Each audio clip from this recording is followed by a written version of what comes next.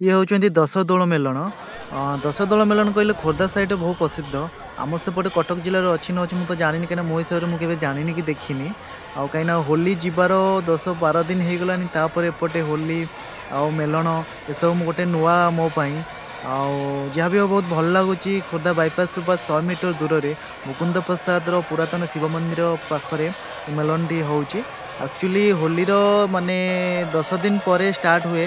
ये 28 रु स्टार्ट हो आज 30 तारीख है मार्च 30 है तो यहाँ लास्ट यहाँ और यहाँ 10 दोल मेलन ये बहुत माने भल लगे। बहुत दुकान बजार झुलना छुआ मैंने खेलने आउे मेढ़ ये जो दोल ठाकुर हमें से 10-15 रु अधिक मेढ़ ये अच्छा बहुत भल लगुच।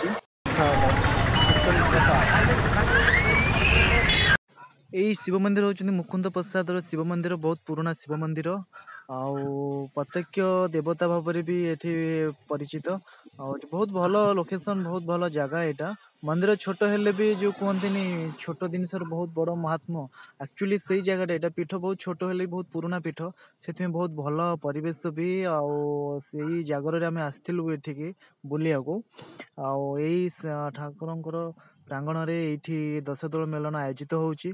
आम सेपर तो 10 दोल कौन मुझे जानी नी ये फास्ट टाइम देखुची बहुत सुंदर यहाँ संध्या टाइम बहुत सुंदर लगुच।